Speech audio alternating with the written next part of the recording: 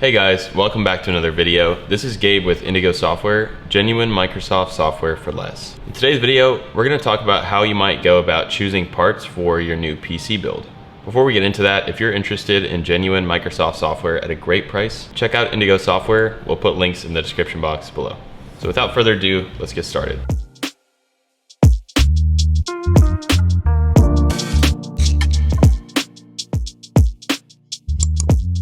So we just added a PC build to the channel. We're going to be using this for server related content for many months to come. Now, choosing the parts for your computer can be a tricky process. You might not know what you need, you might not know what's compatible, and so we just wanted to make a quick video touching on this and giving you some suggestions for how you might want to go about it. So the first priority when choosing your PC parts is to make sure that they are all compatible. A good way to do this might be to choose your processor first, kind of build around that. So the processor that we put in this computer here is an Intel Core 12900K, and this is basically the fastest processor that is currently available other than the 13th generation version. This is a 16 core processor and it's going to handle anything I throw at it, essentially. Now this would be definitely towards the overkill side.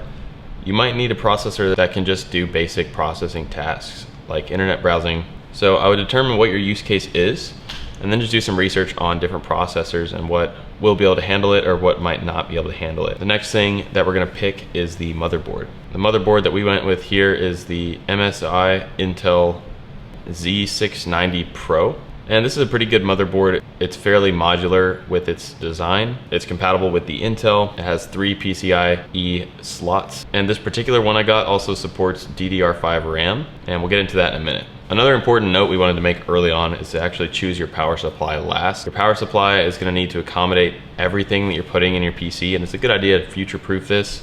So we'd recommend pulling together all the parts first and then picking your power supply based on that. So DDR5 memory is the next thing that I went with. We have 64 gigabytes in this machine.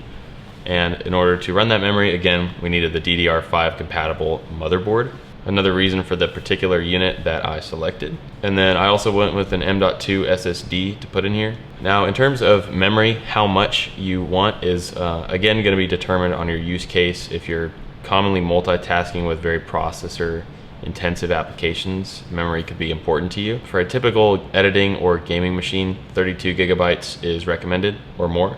And if you're using your computer more for simple tasks, 16 gigabytes or even 8 gigabytes could do the trick. Now, if you're going with a graphics card, this is probably going to be your most expensive component. In this computer, we have an RTX 3070, but it's good to be aware that if you need a graphics card for gaming, on average, this will set you back at least $300 to $800.